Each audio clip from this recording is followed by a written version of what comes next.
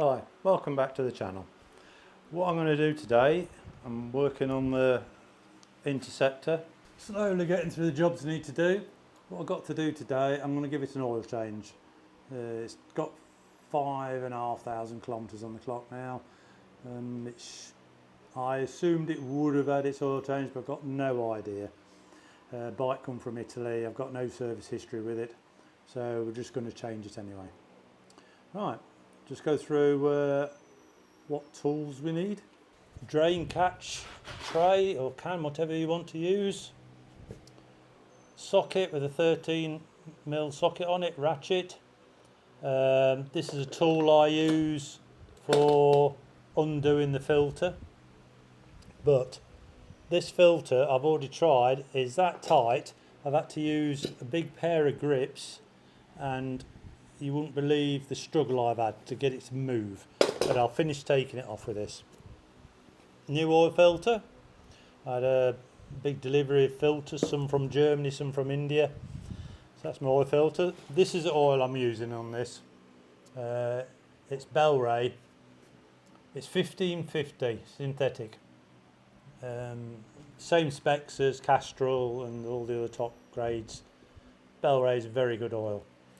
Now I bought this as soon as I bought the bike, and I am using this time, but the next service and from now on I shall be using Bel-Ray V-Twin 2050 mineral oil, and I'll go into that why I'm using it next time I do an oil change, but I'm just going to stick to what's within the spec recommended at this moment. So we'll put the camera in an appropriate place and we'll crack on with it then.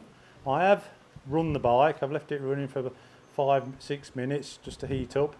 I didn't want to get it too hot, or you'll have to burn your hands when you undo the drain plug and the hot oil comes out, but it will have stirred up any crap that's in it, so it should be in the oil and not had time to settle on the bottom. Right, we'll crack on then. Okay then, first job is to drain the oil out of the engine. That's this drain bung here. So 13mm socket. There we go.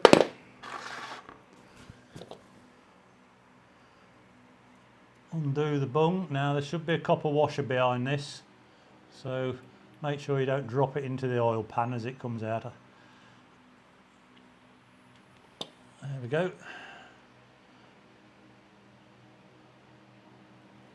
It's actually an aluminium washer on this one. That's probably what they're using as stock. Christ, the oil is absolutely jet black. Now, while this is draining, this is actually one of the reasons I'm changing from synthetic. I used synthetic on the Himalayan, and when the engine got excessively hot, like I'm talking the temperatures I have to ride in the summer is, on a cold day if you want to call it that, is about 35 up to 40, 47 it's been this last few weeks. It's horrendous at the moment. When the engine gets extremely hot, the clutch was juddering like mad, yet next day when it's cooled down it's perfect again.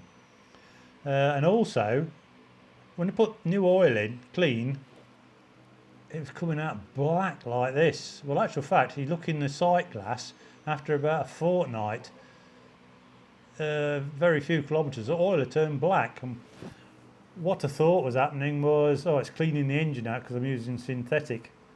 But every oil change after, it just did the same. And I was running my Honda NC750X as well, and I took that to the transfer garrison last year, and it had got synthetic in it.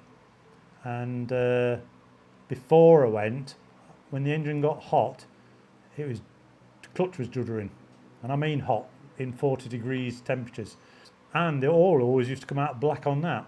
Now I've always used Bel-Ray V-Twin air-cooled oil. It's 2050 mineral oil, so I put that in my Himalayan for a start, and when it was hot the clutch was lovely, the gearbox was smoother, and I could find neutral a lot better. So I thought, when I went to transfer garrison, I thought I'm going to try this in my Honda. I put it in my Honda, it was mint. Now if anybody that's been to the transfer garrison, It's steep U-bends in the road where you're in first and second gear, so you're on the clutch a lot, especially when you've got traffic and caravans and all that sort of crap in front of you. So you're giving the clutch a bit of an hard time, no problem whatsoever. And when I drained the oil out, it was virtually clean when it come out still. So I don't know exactly why. But on the Bullet, I use the V-twin oil anyway.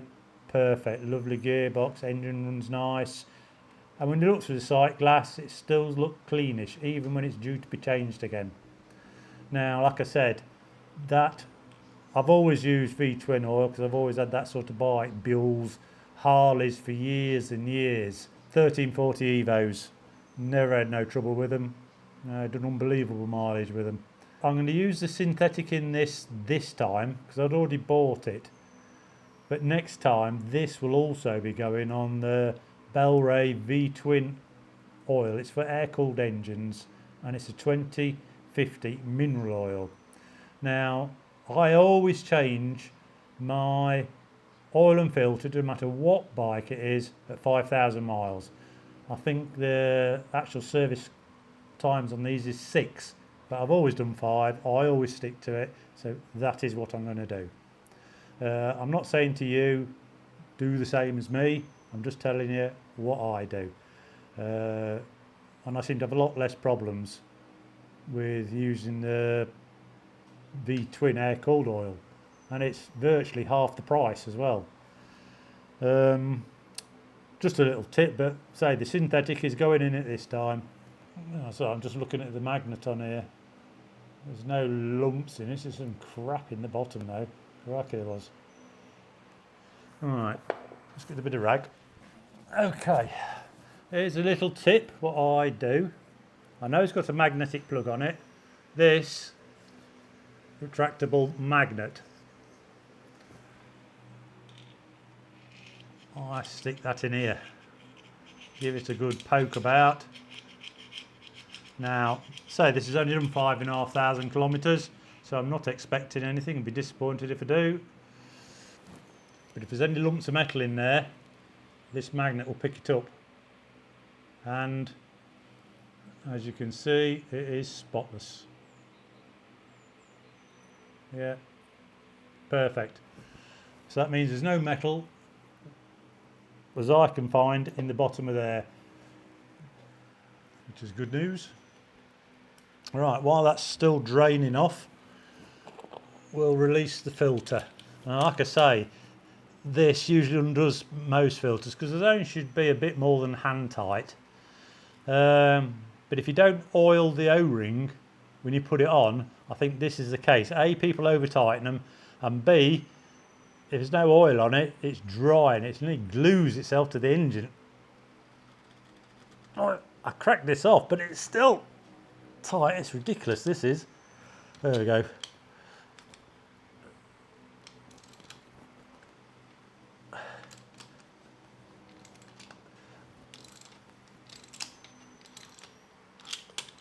Very handy tool, this multi-fit. Right, unscrew that.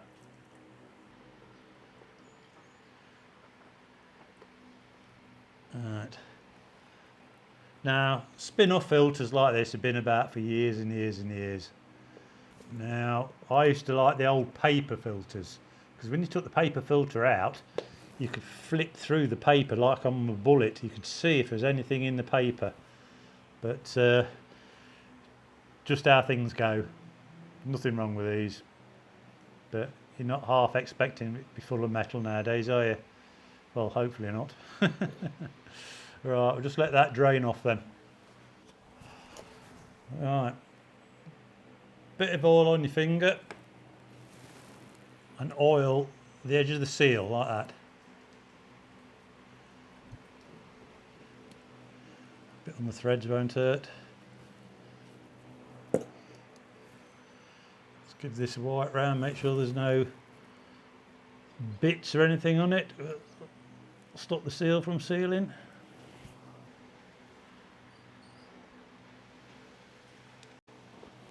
Okay, screw the filter on.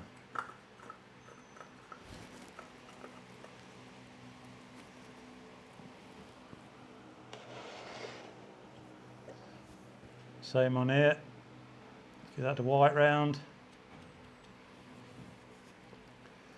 Put this back in.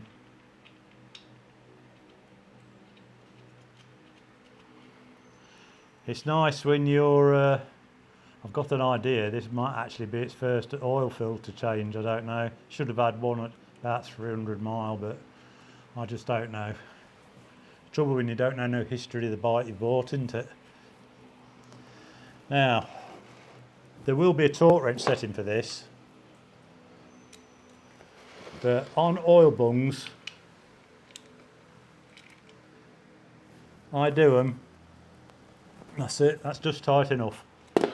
Don't go crazy on it. And the reason I don't use a torque wrench on an oil bung is because as time goes on, especially if the bike's not new, let's wipe off, you don't know if people's over tighten this. And one of the things is when you undo this, when you screw it out, if it doesn't come out easy like that, have a good look at the threads, because they could be half pulled or on its way to being stripped.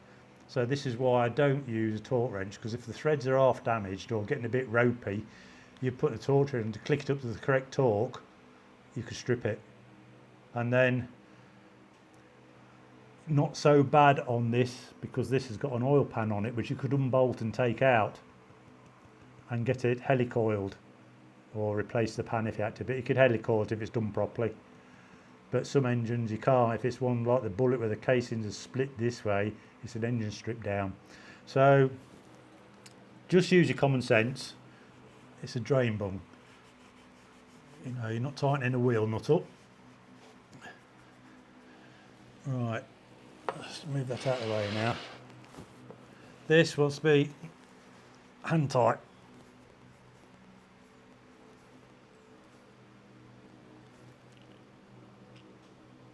That's it. Don't want to be too slack, obviously, but do it with your hand, or else you're going to over tighten it, crush the seal. A, it could leak. B, you'll be cursing next time you try to take it off. I'll give it a good wipe down, everything clean.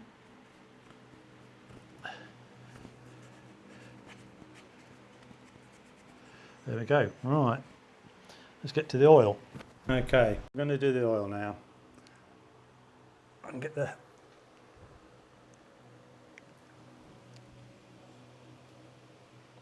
oh crikey! Everything I touch on this bike is over tightened. That's oil filler. Can we get a funnel in there?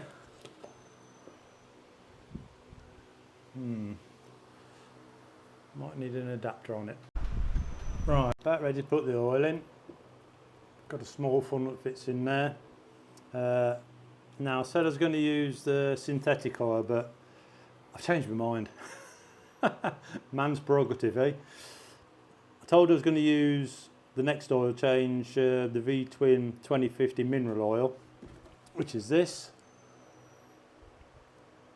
It's exactly the same specs, JSO MA2 API SN as the synthetic oil, but it's mineral oil and it's 2050. I said I was going to run this bike on it like I run all my other bikes on it, so I'm just going to stick to what I said. That's what I'm going to do. I can use my synthetic on something else. Be a bit posh for the lawnmower, but there you go. Right, I've got the first litre poured out here. I think 3.1 litre just for oil and filter change. Then we'll see how we go from there, but it's pretty simple on this because you've got the level here to look at. So right, we'll put that there so you can see the level.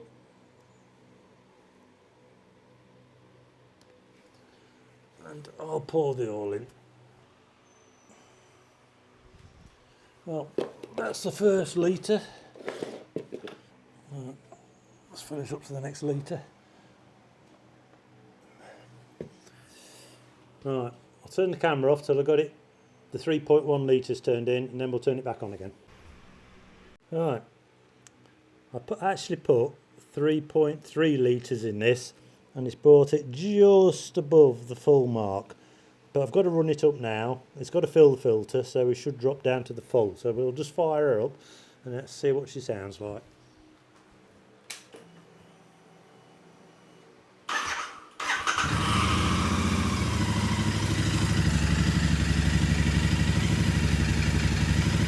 Yeah,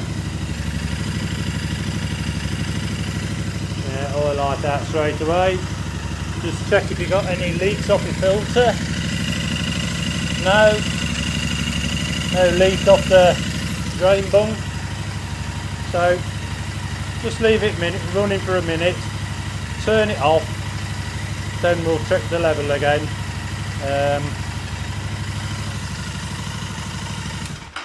She should fill up.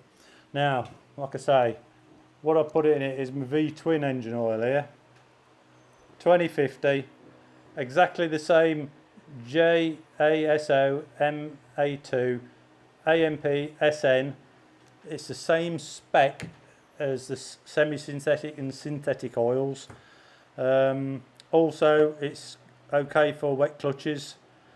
Now, to me, it makes sense. I know a lot of people are going to say, well, it's not what's recommended and blah, blah, blah, blah, blah. But it's made for air-cooled engines. Now, it's made for Harleys, mainly Harleys, to be honest. Now, a Harley is going to run way, way, way hotter than this bike is. First off, like 1340 Evo, 1550 twin cam. Front cylinder's here, back cylinder's here. So the back cylinder will always run way, way hotter because it's trying to cool, but it's getting the heat off the front engine. So that alone heats the oil up extreme. That engine will run far, far hotter than this engine here is going to do, ever. And say, as I do ride here in Bulgaria in the summer, the temperature's cool day, if you want to call it cool, 35, up to 47 we've had the last week or so, horrendous. So I think it's going to protect my engine better. I know on the Himalayan and the Bullet I had no clutch trouble with it, and I did actually put it in my NC750X and it solved the grabby clutch on that, it just perfect. So it's what I use. Now, I'm not condoning and I'm not recommending that everybody changes their oil to this. It's up to you. Stick with the manufacturer's recommended oils, or you can try this and see what you think. But I won't have any problem with it. But it's my bike. I'll put what I want into it. Well, let's have a look. Oh yeah, as you can see, yep. It's just up to the full mark now. So that's a quick, easy, simple job you can do at home. Just take your time, don't rush. Now I've just had it running. When it cools down, so I'm not going to touch the exhaust, just put your hand on your oil filter again and see if you can give it a bit more of a twist. Only with your hand now, don't go putting an oil filter tool on it and trying to over tighten it. So that's a quick and easy job for you. You can do at home, save yourself some money. If you're looking one of my other videos, I think it might come out first. I've done a video on the prices of self-servicing at home, price of filters, where you can get them from, a fraction of the cost of buying one from Hitchcock's or the main dealers. That's if the main dealer's got one. The prices of oils, what you can use and what prices they are. You can reduce that sort of £300 bill you get at the main dealer down to, oh, what's this? This oil's £37.40 in English, and I think I got my oil filter down to about £9 instead of a 20 quid filter. Big saving, isn't it? Then you got their labour, and like I say, £100, €100 to open the shop door nowadays. Right, well, I hope you found this useful. Please subscribe because it does help the channel. Big thumbs up. Any comments, leave them down below. Now, every video I do, my comments get bigger and bigger and bigger. We always answer them. And if you guys are ever stuck on anything with the Royal Enfields that I can help you with, if you can't get any answers anywhere else, just let me know. And if I can help, I always do. So I'll see you in the next video then. Cheers.